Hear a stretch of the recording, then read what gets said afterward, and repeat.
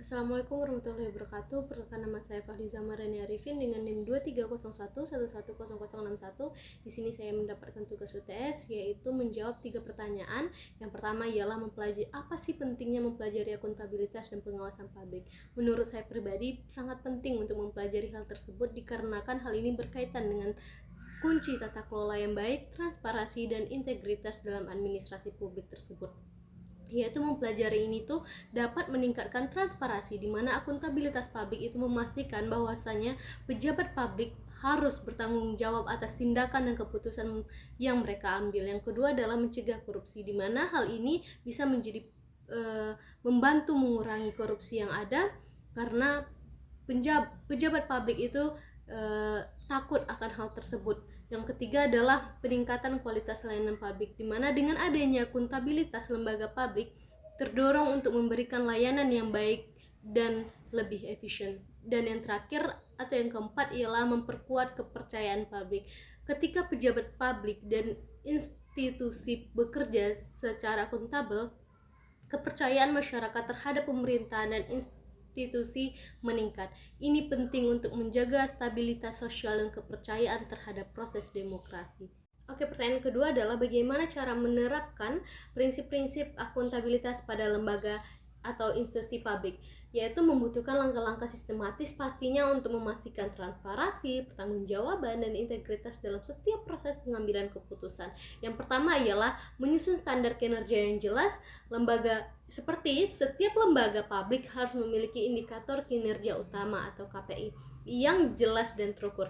Tujuannya adalah untuk menentukan standar apa yang harus dicapai dalam menjalankan tugas dan fungsi lembaga tersebut. Yang kedua adalah transparansi dalam pengambilan keputusan. Hal ini yaitu proses pengambilan keputusan harus dilakukan secara transparan dan dapat diakses oleh publik, karena ini dapat meningkatkan kepercayaan publik terhadap pemerintah, yaitu publik harus diberi hak untuk mengetahui dasar dari setiap keputusan penting seperti penggunaan anggaran, kebijakan publik, dan proyek-proyek besar. Yang ketiga adalah pengawasan internal dan eksternal, di mana lembaga publik harus memiliki mekanisme pengawasan internal yang kuat seperti inspektorat atau badan audit internal yang bertugas memastikan operasional berjalan sesuai dengan peraturan dan standar. Dan yang keempat ialah mekanisme pelaporan dan umpan balik, di mana lembaga publik harus menyediakan mekanisme pengaduan yang mudah diakses oleh masyarakat untuk melaporkan keluhan atau penyimpangan yang terjadi. Baiklah, di sini saya akan menjelaskan pertanyaan yang ketiga, yaitu jelaskan poin-poin PowerPoint yang dari kelompok kami, yaitu kelompok kami membahas tentang mekanisme akuntabilitas, di mana definisi akuntabilitas sendiri adalah tanggung jawab seseorang atau organisasi untuk memberikan laporan, menjelaskan dan mempertanggungjawabkan tindakan serta keputusan yang diambil, terutama terkait kewajiban, tugas, dan wewenang yang dimilikinya. Serta akuntabilitas mencakup kemampuan untuk menerima konsekuensi dari tindakan yang diambil, baik itu tindakan positif maupun negatif, itu harus ada konsekuensinya. Di sini yang kedua adanya definisi mekanisme akuntabilitas, di mana mekanisme akuntabilitas adalah serangkaian prosedur atau proses atau sistem yang digunakan untuk memastikan bahwasannya individu atau organisasi bertanggung jawab atas tindakan dan putusan mereka. Mekanisme ini mencakup pelaporan, evaluasi, dan pengawasan untuk memastikan bahwa pihak yang bertanggung jawab memenuhi kewajiban dan standar yang telah ditetapkan.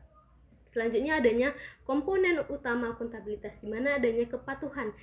Kepatuhan ini harus ada di setiap lembaga atau di setiap organisasi untuk wajib patuh terhadap pemerintah atau terhadap peraturan yang ada. Dan yang kedua adanya transparansi, yang ketiga adanya tanggung jawab, serta mekanisme akuntabilitas sendiri juga ada 3, yaitu pengawasan internal, pengawasan eksternal, dan proses pelaporan, di mana proses pelaporan ini harus dilaporkan secara transparansi juga supaya tidak menimbulkan kecurangan atau korupsi. Selanjutnya adanya dimensi akuntabilitas, di mana akuntabilitas itu adalah kejujuran dan hukum, serta akuntabilitas itu juga adalah sebuah proses. Serta yang terakhir adalah dimensi akuntabilitas yang ketiga adalah dimensi akuntabilitas program, dan yang keempat adalah dimensi akuntabilitas kebijakan.